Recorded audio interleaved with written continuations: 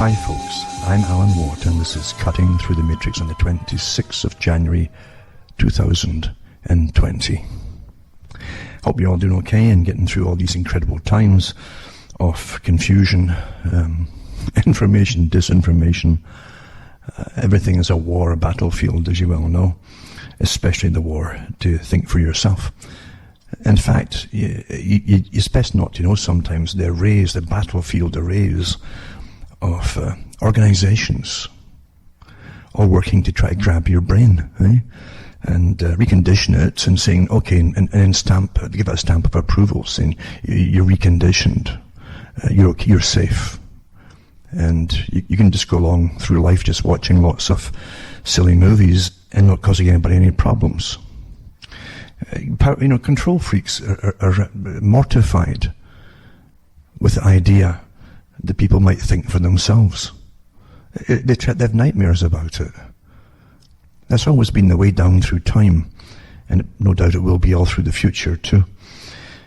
And it's terribly sad, terribly sad to see, as I've said many years ago, and I continues to say it, that the things you're taught are good and well and nice and approved and all that by the state or whatever, the world, even the world state, are often bogus, and the causes for the wars are bogus.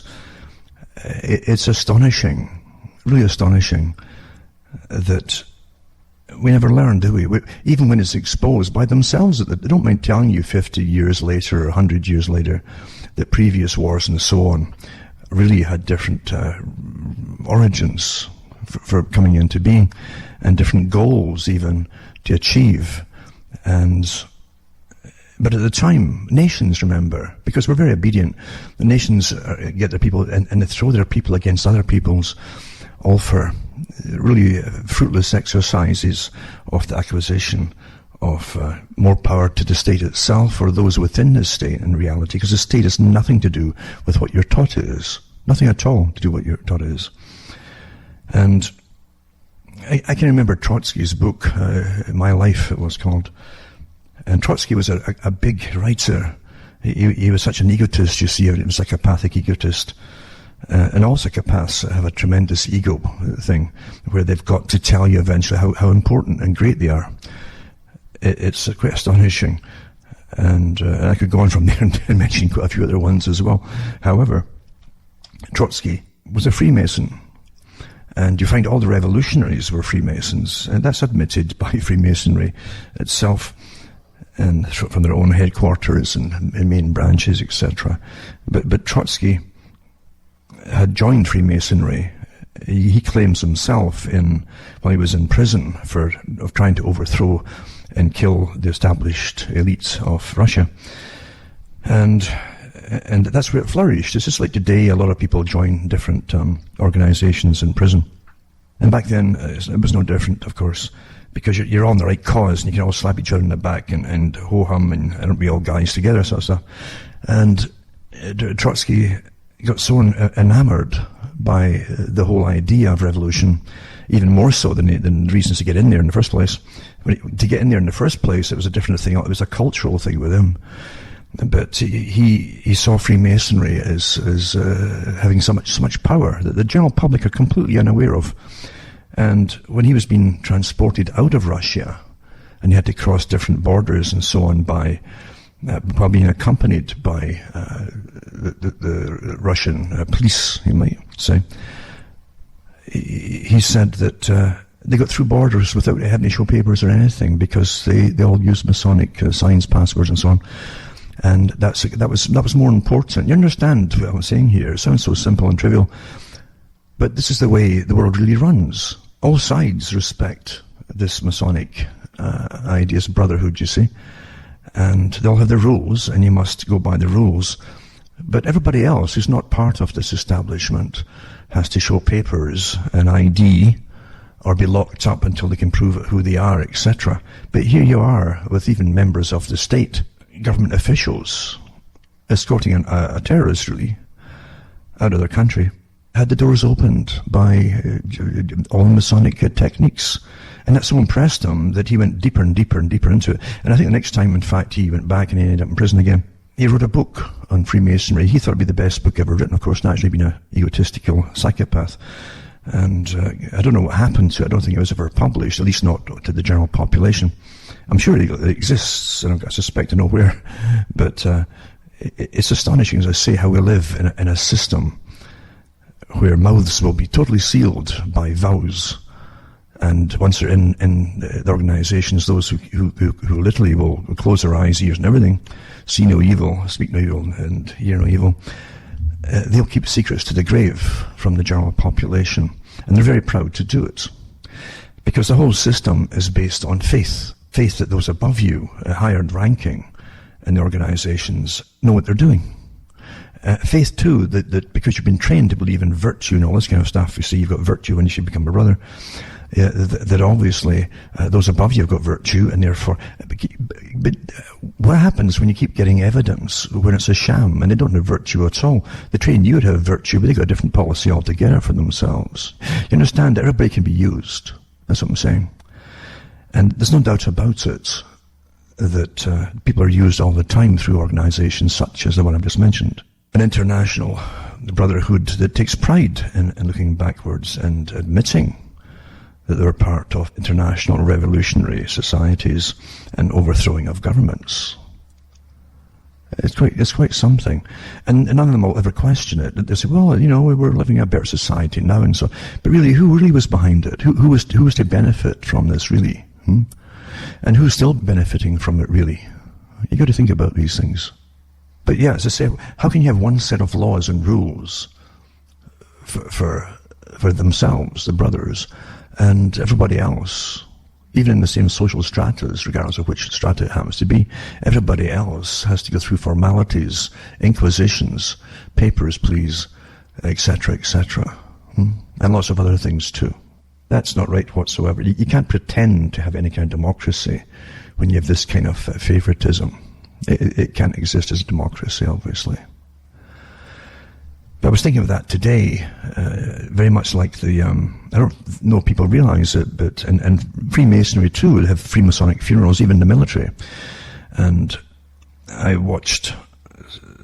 saw some photographs in an article a few years ago with troops, I think the Canadian troops, having a funeral over in the Middle East, I think it was, with one of their members, and they all had their Masonic aprons on. And the newspaper naturally casually just mentioned, this to understand people who are not involved in it. It looks weird, guys standing there with aprons on, and just a casual mention of it, like it was a separate religion, without saying it's a separate religion. But of course, it is a separate religion. When you have formula, rituals, spoken gestures, etc., then you're seeing a religion. I've no doubt whatsoever the people involved, with the ordinary guys burying their own, are very sincere in what they're doing, thinking, and so on.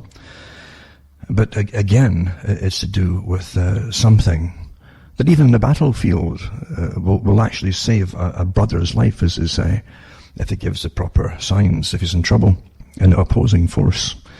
And that has happened and been recorded in Masonic manuals that happened even in the American Civil War. So here you have guys sworn to slaughter each other on either side. And literally, they'll face incredible punishment if they don't slaughter each other. If they decide, I've changed my mind, then your own side generally kills you. That's justice, for changing your mind. But in the American Civil War, there was an officer, I think it was, on one side or the other. I think it was a Confederate was wounded, and a Union officer saw him using the plea, the sign for help, and stopped him from being killed or finished off, and took him in, and literally had him taken to his own home and taken care of, etc., etc., until he was well and recovered and the war was over. But that's the kind of difference. There's it's okay to slaughter people who haven't got their degrees and so on. You understand this double standard is just too wonky. But when you get the same standard, international, at higher levels, who are sworn with each other to have wars, cause wars, have lists of wars, right? And to take all the I call them peasantry. We're all peasants, you understand? We truly are all peasants. If you're a citizen, right? That's all you have, is rights and obligations as a citizen. That's what it means, of the city. As a peasant of the city. You're not in the ruling class of the city. There is a ruling class. You're just a peasant who has these rights and a few privileges to exist inside that organization called the city. You're a citizen. And one of the first ones, of course, is to pay taxes. That's the first obligation that you have. But we're really peasants because we're trained in a very, as I say, I keep telling people, we're trained to be completely and utterly naive. Really. We're trained that the world's really a nice place, and the special folks who come out of special wombs, who rule us all, have the right to do what they do because they're special people. They're born differently from you. You see, their genes might be better or must be better, and they wear suits and ties generally. They don't wear not so much military uniforms these days, but they wear suits and ties, very expensive ones, and they're trained. By actors, in acting classes, in fact. I remember reading articles on the air years ago where they're given classes, and the examples they gave in the papers at that time were in Britain, but they mentioned other nations use them too, so that they could find ways of looking genuine. Politicians I'm talking about, to when they're on interview, a sudden spot interview, and they're given these fake spot interviews and given questions to see if it's working, or they're acting properly, or deflecting the questions, or ignoring them properly altogether, which is what they do. The first rule that they tell them, and it's still done today. When they're asked a direct question, they'll answer something that's maybe even not slightly related to the question asked. The reply. But generally, they're told, reply to the question as though it's the question that you would have liked them to have asked you. That's a fact. This is what they're taught. And that's why you get no truth at all. Now, think about, here you're voting for a whole system of people who are just liars naturally, because politicians are, but trained to lie. And by the way, they use the grants for your money, the taxpayers, to train them to lie to you better, actually more plausibly. And we live in this farce, don't we, as citizens, eh? So you pay for everything. You pay for the incredible wars that go on with these brotherhoods, eh? At the top are all, they all have wink, wink, nudge, nudge, signals to each other, and 8 little statements like special relationships. It always got me, I know what it means. And in Britain, of course, with the US at one time, they had a special relationship. It was almost incestual. That's how it was. That's really how it was, because it was so secretive, and they kept giving the public these special relationships that it's somebody awfully dirty and kind of under the covers sort of thing. Eh? That's I guess it's a Freudian way of thinking of things, but it is, isn't it? Our special Maggie Thatcher used to talk about it. Our special relationship. Well, but they would never come out and just tell it straightforwardly what they're talking about. A special relationship. Why not just say it? Why not just say it that during the Cold War as an example, but they've got ongoing special relationships to do with other places, which are often important. But back then, in the Cold War, the public would have said, okay, we've got this relationship or an agreement, without having to go into a special relationship, you see. When you get a special relationship like that, it literally means that your nation is going to get led to the wall, if need be, on behalf of another nation, even sacrificed if it's needed. That's what it really means, apart from financing the other nations and so on in its wars. That's what it means. And the public mustn't be told the full facts of it, because you might object. And that's how government gets away with things. They just don't tell you the full facts of anything at all, because you definitely would object, I would imagine, if you got any indignancy at all in you. But today, of course, we've got special relationships still going on. And you get whiffs of it, this little secret thing, eh? Wink, wink, nudge, nudge. And you get it, even the recent articles about Boris Johnson in London, just before, Christmas and so on, along with Donald Trump, and special relationship, wink, wink, nudge, nudge, because you knew darn well they've signed agreements with other countries to go to war against Iran, if need be, etc. Because they really want that. They prefer if Iran just got starved to death and gave up, because it's less messy. But again, even factions amongst them want it, because for every missile that they fire, there's sometimes multi-millions of dollars worth of profit. You're going to get them replaced immediately, you see. Guaranteed. Good business, that. If you're a good psychopath, you don't mind that kind of thing. But yeah, special relationships. And during the Thatcher era, in Ronald Reagan era. It came to a head with the Cold War when they thought, well, we'll force Russia to spend so much and invest so much of their particular infrastructure and GDP and all the rest of it into fighting us, because we're going to put up all these incredible military complexes across the planet, which they did, and they're still there today, and there's more of them for the US. And again, when I speak, I always get sidelined with things which I remember. But getting back to what I'm trying to say here, Britain really was, in Scotland especially, it was so evident there, it was to be fortified. All around Loch Lomond, the different places, in the Holy Loch, etc., all these different lochs, where the nuclear submarines were and so on, were heavily fortified, and these incredible concrete monstrosities were built up across the Highlands and different places too. The idea was that if Russia was to make a big push, you see, westward, then they'd battle it right through, fairly quick, they thought, through the countries, including France even, very quick. And then they'd be across to Britain, right, as the last stand. And if Britain couldn't handle them, this is the idea, they couldn't withstand the onslaught, along with lots of massive reinforcements from the US, from bases and so on, in Britain. If they started to fail, the US would try and pull out what troops it could of its own. And they'd sacrifice Britain by attracting, this is the idea, they'd attract, you see, people get, well, why would they put all these different monstrosities, mainly in Scotland and even England and Wales? It was to detract supposedly so much of the arsenal of Russia, missiles, detract them off into these other places and leave parts of England, especially London, alone. This is no kidding.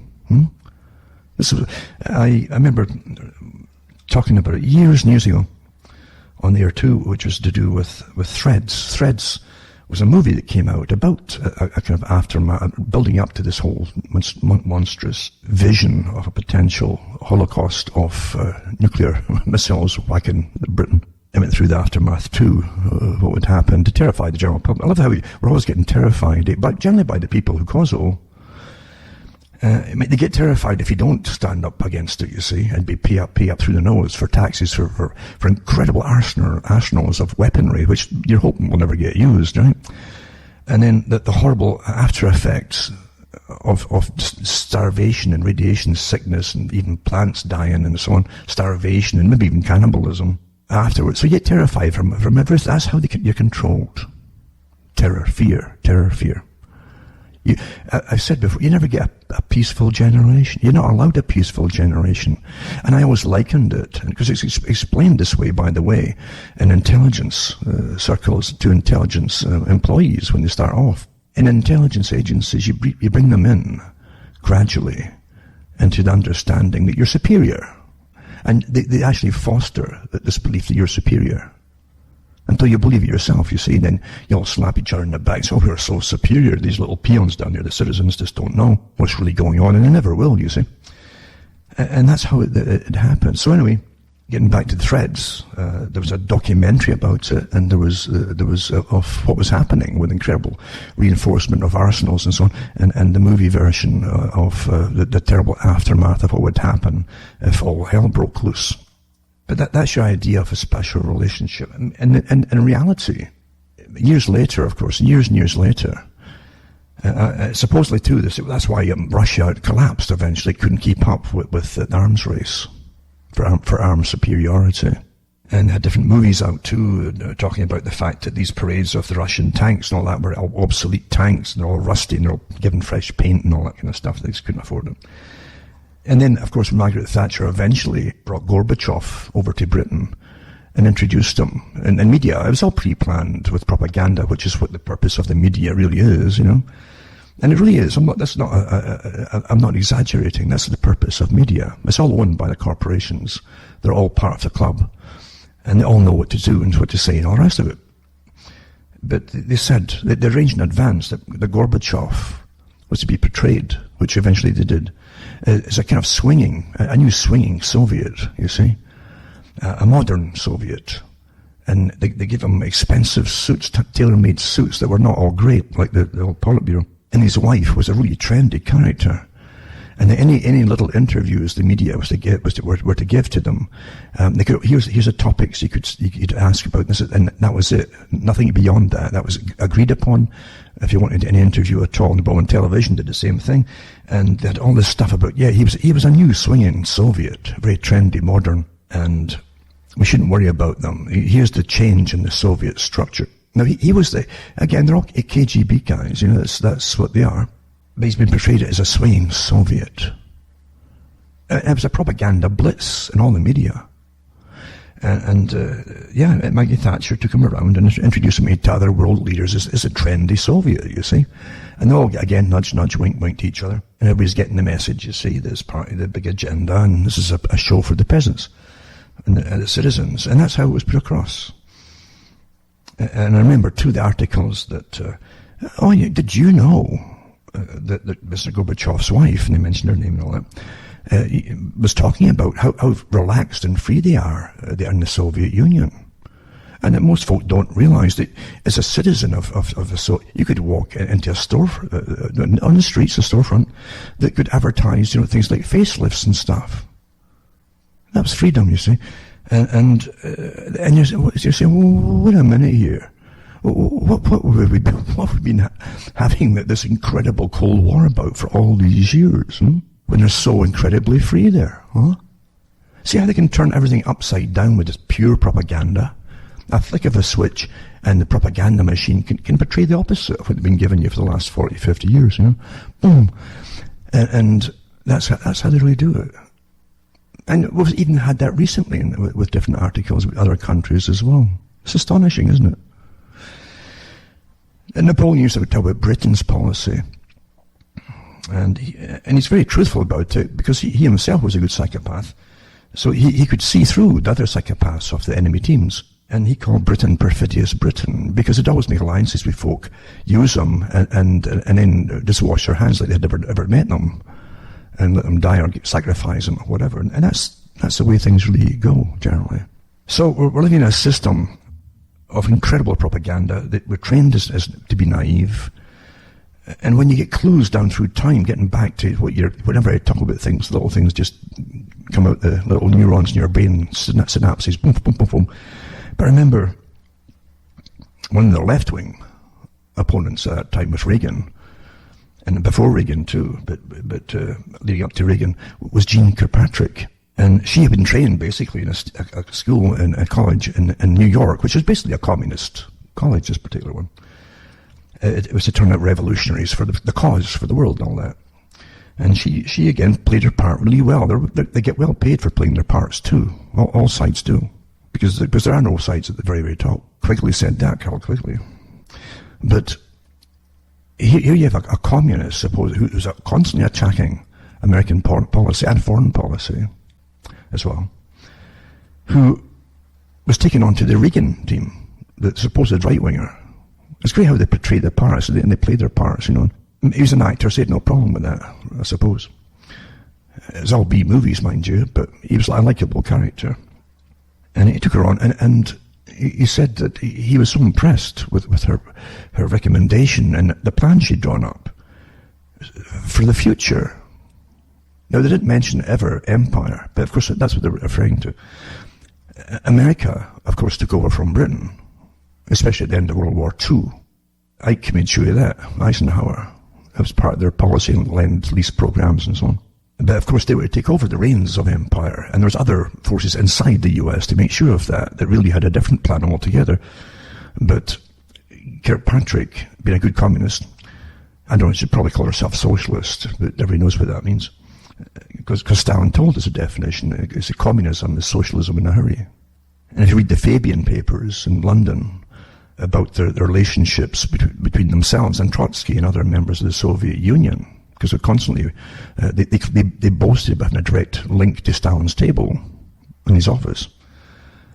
But their beef with Trotsky wanted immediate physical revolution, and the Fabians thought they could do it better by taking over the Gramsci technique of altering the culture, taking it over, leading it, guiding it, until the country became socialist without even knowing it, not even using the word socialist, you see. But anyway, here you have Kirkpatrick. She says, well, empire, you're going to have empire. They all knew it. but they'd be against the US Constitution, which nobody really at the top ever really wanted to follow. It was a nuisance, you see, to power. So she drew up a plan of hundreds of bases across the world, stacked them across the Middle East, where they are today. And she said, well, what they, fix things out and sort things out across the world. So rather than send troops over and bring them back home again, it'd be far better and more efficient to put permanent bases across the planet. And at the time, that's what was striking at the time, was when you saw where the bases were, you say, wait a minute, this is not against the Soviet Union. What's this about? Here we are in the Middle East. Eh? This is how far ahead the whole thing's worked out. For the greater good, you understand? And you better understand who the greater good is on behalf of. But it's astonishing. You watch it happening, right down to, again, here's the trendy Soviet, Gorbachev, who never said he left the Soviet system, the socialist system. He still said, oh, I'm still a socialist, and so on. And it'd be better working in the West as a good socialist. Don't forget, Soviet Socialist Republics was the name of the Soviet Union. When you get too many coincidences, by the way, in symbology, don't ignore them. It's awfully important to understand symbology. I don't talk about it so much to the general public today, but everything is awfully important. If you remember the letters used by the Soviet system, and remember, it was a union of Soviet Socialist Republics, but in their lettering, they'd have CCCP. They're represented in letters, for instance, on their Sputniks and stuff like that. So the Triple C. But during that time, folk don't realize, when you had the collapse building up from the 1920s onwards, you have to remember that the President FDR in the US during the Depression, he was brought in because of the Depression, from Wall Street actually, and a good part of his cabinet they brought in with them were communists, known communists.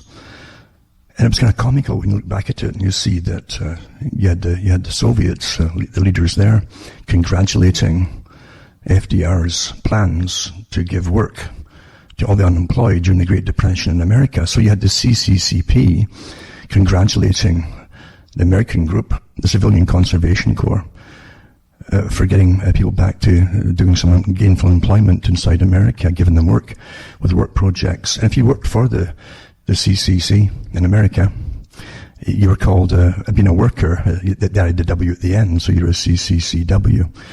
So you just don't dismiss these coincidences, especially when you had a world that was getting pushed towards this big experiment of the communist technique, the Soviet-type system. And again, with austerity, conservation, all of that kind of thing tied together, and we have to go back into, again, I don't know what they'll call it this time, perhaps, And but don't dismiss these little things that happened in the past. They're very important, and they're very symbolic. You never dismiss the symbols that are all around you. You had all these different work programs in the West. You had the correspondence between Britain and America to the Soviet Union, and praising them as we financed them, by the way, even when we were collapsing financially, supposedly. And the people were suffering in the Great Depression, which didn't stop until World War II got things into full production to kill each other. And they had all these make-work projects, big, huge, and anybody who's unemployed or whatever was drafted in work armies in the West. And America was a proud example of it. We're all working together for it. This is this together thing again. We, us. Forget I. It's all we, us who are working for a better tomorrow. They were basically given food and board and so on for the work gangs, these massive work gangs. And they've made movies about them. How this is the way of the future. And there's tremendous correspondence. And folk don't realize that America, US, was going communist. Really. So the big bankers create a massive collapse, supposedly. Although at the top, they never lost a penny. They acquired a lot. Because bankruptcies are awfully profitable for those who've got the dollars to pick them up for peanuts, all the businesses and corporations. But out of it, they have this hands across the sea to the Soviet system. And you should read the articles from that period and the letters from the high chutzpahs at the top. All colluding together. This is what we're all going in the same direction here. America's got all these work gangs across the country doing infrastructure and building everything. The same as us, brothers. Nudge, nudge, wink, wink, wink. And this is how it's going on. And in Britain, they had similar things, although Britain didn't want to encourage it too far, because the working folk in Britain were so sickened with their lot, and after World War I especially, and all the wars before it, for the so-called strange enterprise called the British Empire, that with the big rallies for miners and so on, all the way down to London, and huge marches down on these marches to get petitions, and you can't go on like this, they kept saying, that Britain was almost a tipping point for the revolution. And the communists were definitely stirring up big time, make things as bad as possible, stop relief getting through food aid, that kind of thing, or even money to those suffering, to make misery worse and worse, until they'll definitely be forced to revolt. All people realized this actually happened. The communists attacked the churches that were handing food out and giving charity and so on. That's part of their manuals. Make the misery as tense as possible till they have to have a revolution. And then you pop in and guide the revolution, and then you end up being the controllers and the new monarchy, you might call themselves, You have to realize that all these big parties worked together at the very top. And Quigley gave a lot of that too. He was an elitist himself, and he didn't like the general public. He kind of despised them, as a true elitist should, you see, or certainly does. And he didn't believe, of course, that the general population should, or could even have the proper will to guide themselves properly. And they need to be guided by all the ones above them. That's a true socialist, you see. For everything you see in life, there are different meanings. At least always two meanings, opposite meanings. And then other subdivided categories too, of those particular meanings for those in the know. As I say, whatever they want you to do today is never for the purposes that they tell you it's for. Never, ever, How could it be? Winston Churchill was a globalist, don't forget, who, at the announcement of the war coming, he said, "This is fantastic," he said. This is archived in his letters and so on. He says, we can get out of this the world that we want, a united, especially Europe, a united Europe. He's talking about the present form of it, with the commissars at the top, you see, all part of it too. And then as soon as the war starts, he's telling the public, he's telling people privately, and you can find this in a book called Fringes of Power, I think it was called, by his personal secretary at the time, who gives little bits away, not a lot, but little bits. And been sworn to the Brotherhood, which they all are. They're all sworn to it. And Peter Wright, by the way, mentions that too, the guy who was in charge eventually of MI5, who was disliked by a lot of them, who worked for him, because he wasn't a brother, you see. His dad had been. And he's one of these families, very much like George Orwell, whose really his family were like intergenerational bureaucrats and civil servants. And you find the same thing there. So Peter Wright, as far as being in the Admiralty, I think it was, and he got him a job, and really as an electronics specialist for spying, eavesdropping and so on. And then he worked his way up, into the head of MI5. But he said that, Peter Wright, in his book, that they do have this kind of formality, this kind of money penny thing. There's always official, highly regarded secretary from a whole long line of secretaries, generally the same families that work for the establishment at the top. They hold on to secrets. They know everything there's to know, and whatever you need to know, you just go and ask the secretary, and everything's sorted out. And he said that, she says, you're a Freemason. And he says, "No, I'm not." And she looked at him. "Well, that's unusual," she said. She says, "They're all Freemasons here in MI5. You understand, when you have different agendas that the general public are not supposed to know about, you need people who really will swear to keep secrets to the point of death, And that's why there's an amazing selection process as they go up the ladder.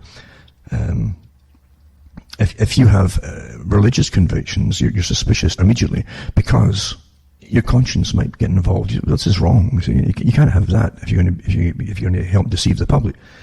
You can't have that kind of thing. You already believe that you're superior, and we're more superior. See, the general public are peasants again, back to the peasantry, and they're trained in the same schooling system with indoctrination techniques that are really scientific techniques that Bertrand Russell talked about, because he was part of the experiments they did in Britain on the children as far back as the 1920s. He was given an experimental school to try these techniques to improve the efficacy. He had to prove the efficacy of scientific indoctrination that he was so interested in. And that's very, very important. If you're in an obedient society, that you can say, we're at war with so-and-so, come and fight for your country, and millions will just join up, you see.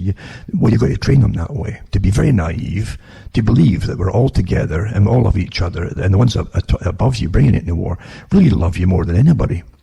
You're trained to believe that. And that they're somehow more intelligent, and therefore they've got to be right. It's a faith-based system, you understand? And that's where it's more intense today than ever before.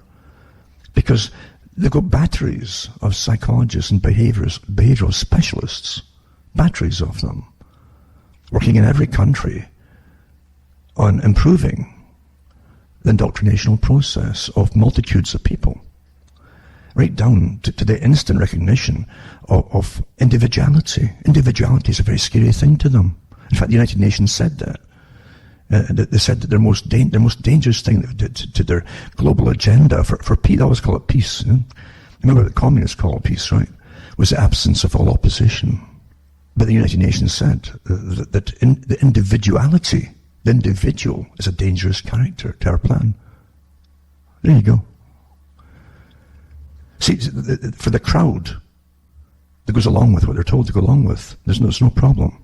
But an individual could upset it and Bertrand Russell mentioned it too.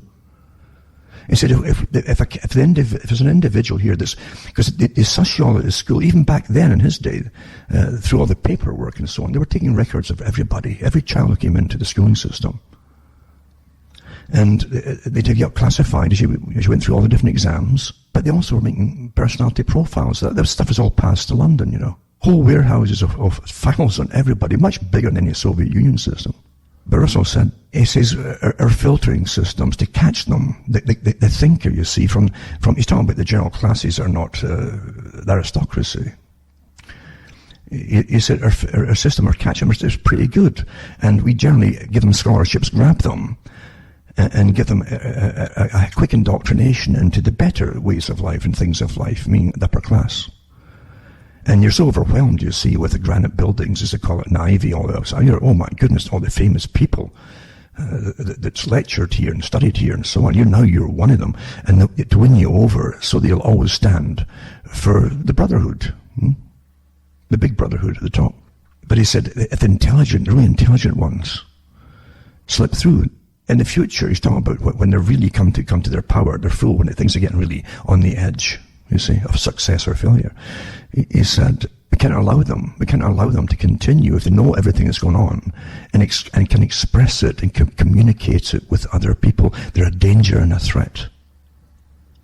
That's their biggest fear. As an occasional individual who can express it and know it. He says, if we can't win them over, we'll have to annihilate them. And that's where he goes on with diet, injections and injunctions. Will be used. But that's the whole thing. The individual, that's what Mao Zedong said of China. He wasn't scared of armies from the West or whatever.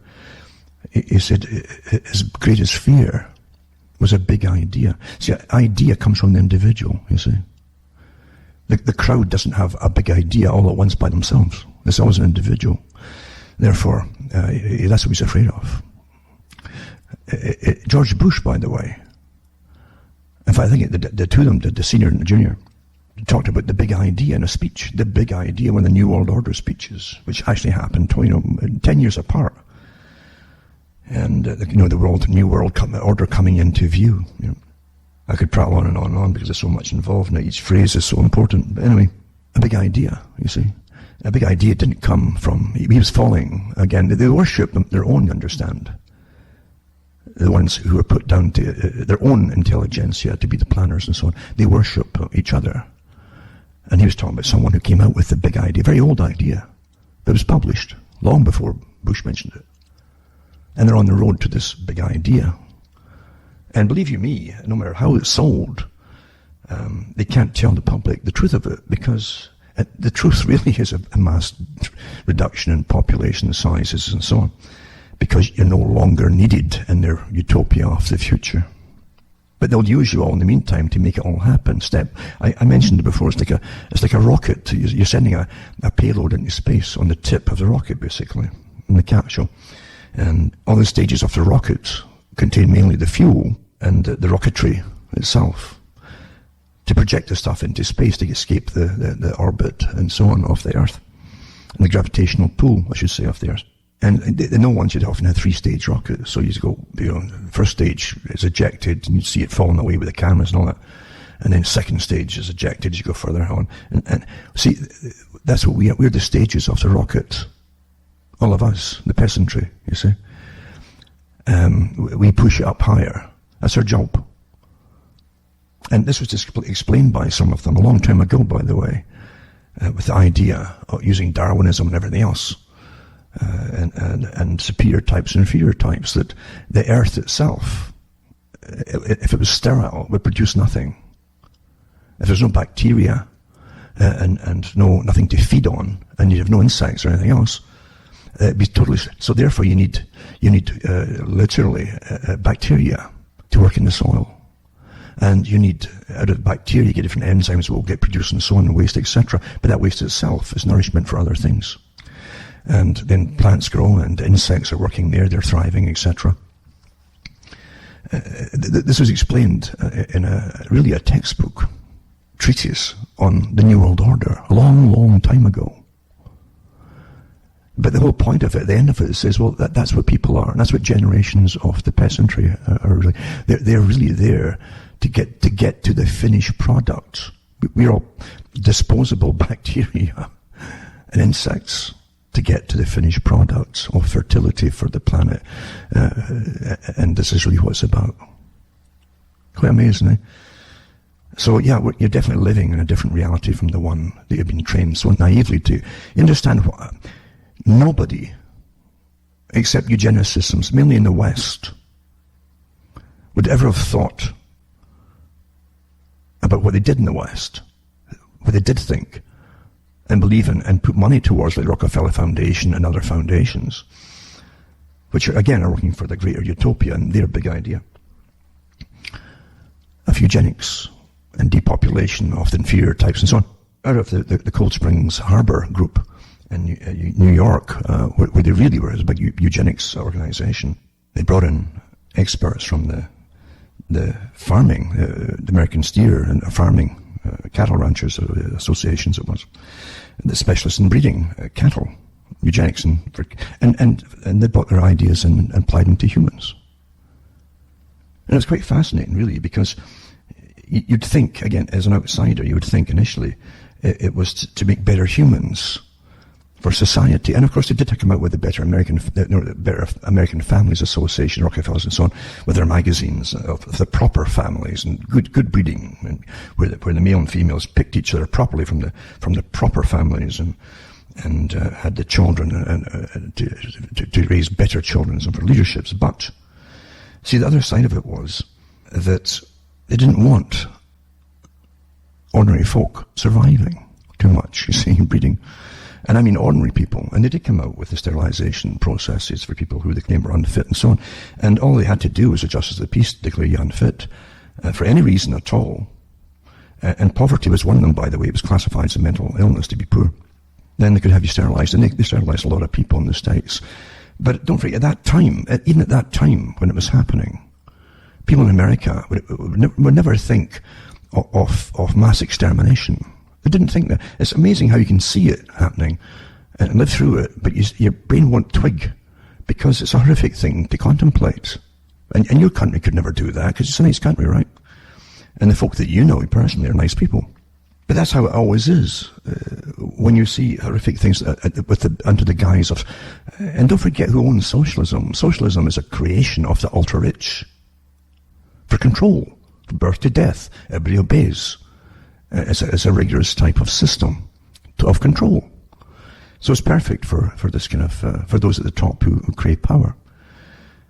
It's a problem allowing you so much freedom, positive freedom, negative freedom, so on. That's what they call it. And they train their own people to work in these fields. Tony Blair was an example of this. Is a good psychopath again, attracted to power and the manipulation of people. And he did bring a whole nation into a war against countries where the British people are scratching their heads saying, well, what's this for? Who's going to benefit? It certainly wasn't Britain when the taxpayers handed the tab. Today, of course, that war has devastated Europe with massive floods of refugees. That's another story again. That was planned. That was planned. They talked about this before they even started it. But he wanted this to happen, by the way. And he even had members of his team, it was in the papers, where they talked about mass migrations from complete diverse peoples coming into Britain as part of their agenda. And his right-hand man came out and published this. Why are you voting for people? Why are you voting for people who are always part of an establishment you know nothing really about? Nothing. And they're sworn on to an agenda, or they wouldn't be accepted as running in the campaigns. But we're trained to be naive, and it's all just potluck, isn't it? Hit and miss in politics. And, sometimes you get a good one, sometimes you get... That's what you're trained to believe. That somehow it's a kind of a lottery, or a scratch and win. It might be a winner, it might be a loser. And, we'll try next time, get another one. That's so far from the truth. Anyway, I'm way off the track. In fact, I've said nothing that I was even thinking of talking about so far. But yeah, you're kept in a constant state of fear and terror. If it's not bankruptcies, national, it was a lead to individual. And so you run, you do what you're told, and work hard and all the rest of it. And then you watch, you don't save money, but you can't save money now. You've got zero interest in your banks, not by law now. They can take your money and loan it out across the planet, incredible rates of interest, but you'll get nothing back in return. That's now called fear, right? And your country really is a central banker itself, lending money out to other countries with conditions applied, naturally. And it's social conditions, it's social engineering and so on, social policies, cultural changes. And if it's not that, then it's the war, or threat of war, right? Meanwhile, and like Winston Churchill again, go off and you lot go off and fight for your country and preserve your way of life. And everybody loves their country.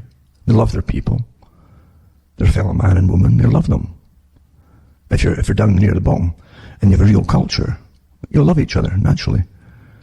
So it's a riff. Oh yeah, you'll go and fight and die, but it's got nothing to do with what you're being told. You don't know that.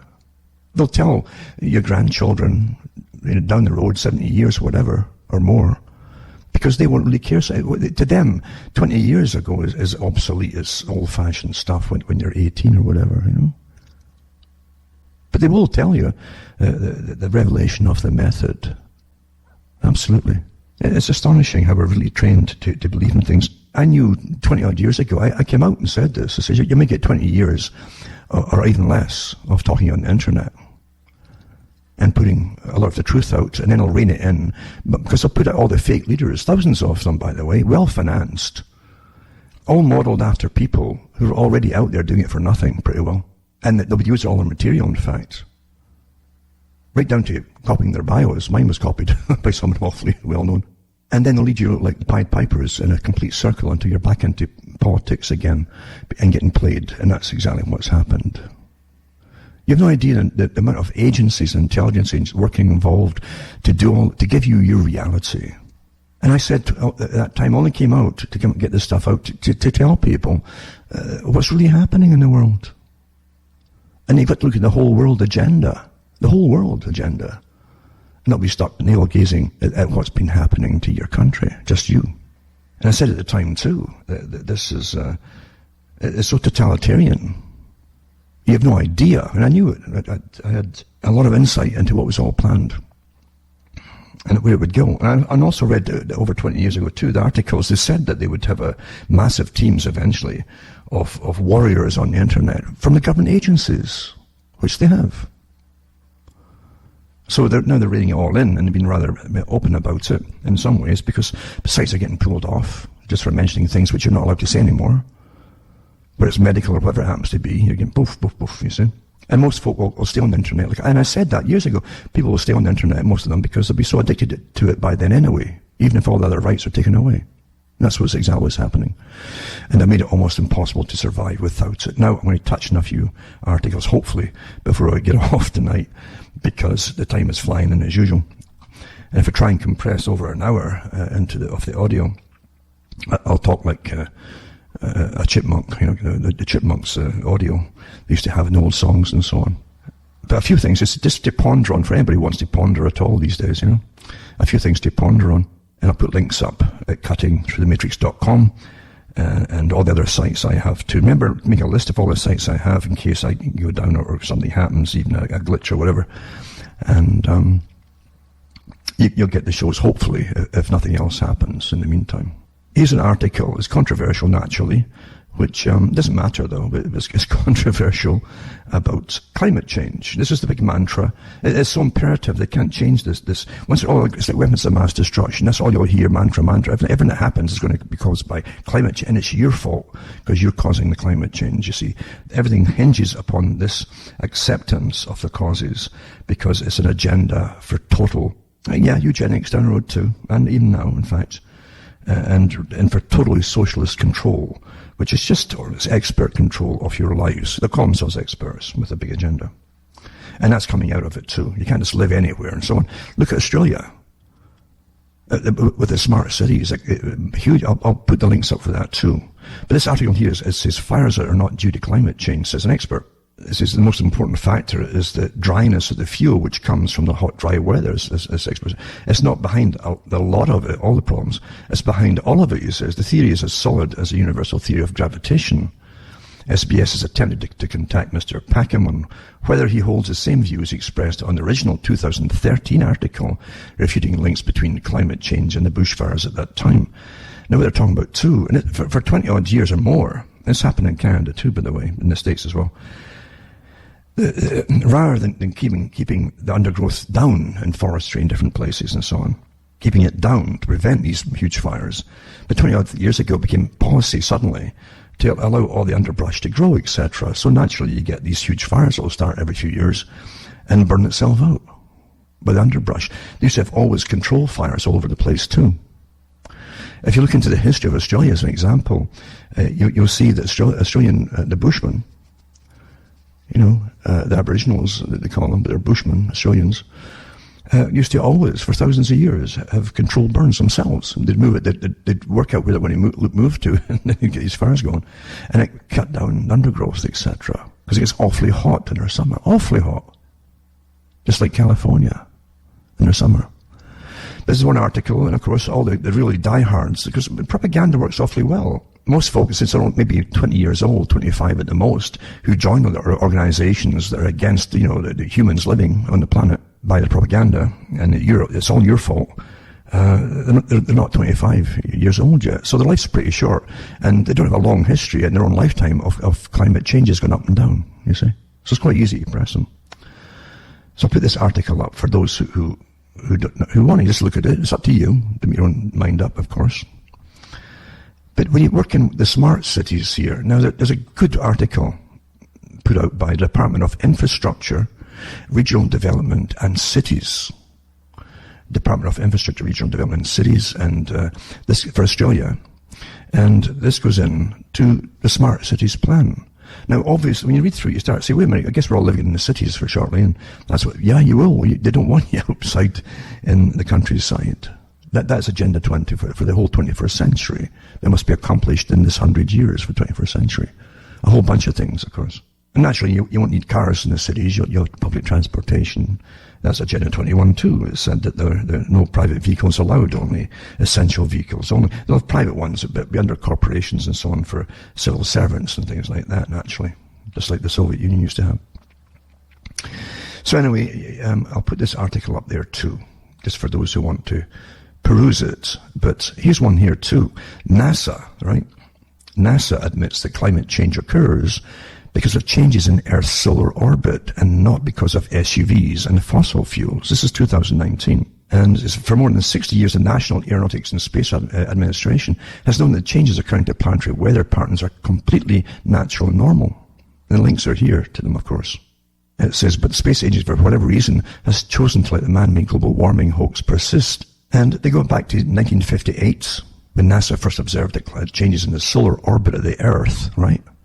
I've said that a long time ago, many years ago, along with the alterations of the Earth's axial tilt, are both responsible for what climate scientists today have dubbed as warming or cooling, depending on their agenda, because they've used both extremes to get us to give up all our rights and freedoms. The coming ice age is one, and now it's a frying pan. We're in the frying pan right now. In no way, shape, or form are humans warming the planet. But anyway, I put this article up, and also interesting to this vaping thing they're going about. It's amazing how do you realize the media tries to keep off what's causing the problems, which become so obvious in a very short span of time. Breakthrough in CDC vaping illness investigation, right? And it says vitamin E acetate and THC, which is active ingredient in marijuana, right, may be to blame.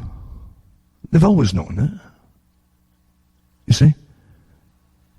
So what they know is it says there are 2,051 cases of lung injury related to vaping. That's what they've recognized. This is the ones that have come into hospital. The stacks more that, of course, haven't come in so far.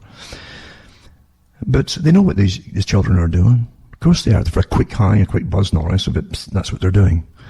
And combined, of course, with vitamin E acetate too, which breaks down into other compounds and causes other things to happen, you might say. But now they've legalized cannabis. And it's a good thing, since so many of the ones at the top have got massive investments in it. They don't want to mention it, you see. So for long enough, they're just having terrible vaping. Just brought into hospitals with lung damage. And oh my goodness, But they've known all along what caused it. Of course they have. We're the species that are studied more than any ant or mouse or rat or anything at all in a cage. There's nothing they don't know about the public, even more so with the real-time data from the internet and from the Ethernet. Interesting too, with it, just to finish off here, because the time again is just running out. Do you think it's coincidence? There's certainly food for thought, right? That the coronavirus that they're hyping from China, it coincides with a mobile game about wiping out humanity with a deadly disease. I see it tops Chinese app. It's a top app in China as coronavirus spreads, it says. You get lots of little clues or messages, you might think, the way things are presented to you, So it's called Plague Inc. It says top the country's iOS download chart, it says. That's quite interesting. But, you think anybody wants to bring down the population? Well, that's what all the climate stuff's about. They've already said it, that people are the problem. This is published in all the big newspapers. People are the problem. I read the articles not too long ago. But that's the world we live in, folks. Anyway, don't be terrified. Don't be petrified. And try not to be on edge. Don't forget, too, they try and get you addicted to all the terror. You're being controlled. You're following, I used to call it the paper chase, as they put stuff in the newspapers and you'd follow, oh my God, oh no, not really, oh. You see? Today it's much better for them. It's more efficient having it delivered to your iPhone or whatever else you're using, internet systems and so on, every day. And you're all following the same stories. And likes and dislikes, I know how many folk are reading it and getting terrified. You're claiming yourself. And that sometimes means turning everything off and getting some peace in your lives. Remember that. You're the target of all this information. Not just a recipient, you're the target. So you got to take some charge of your own life too. And you got to occasionally get some happiness back in your life, or you'll crash.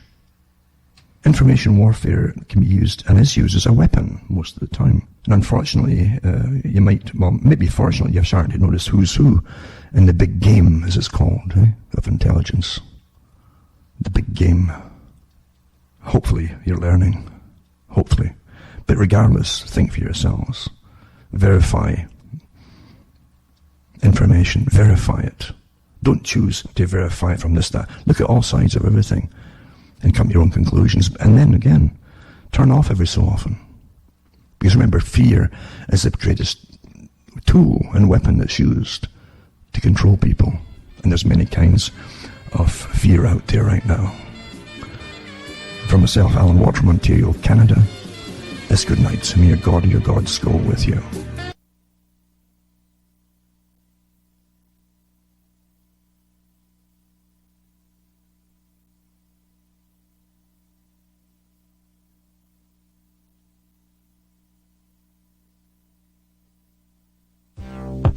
Yo.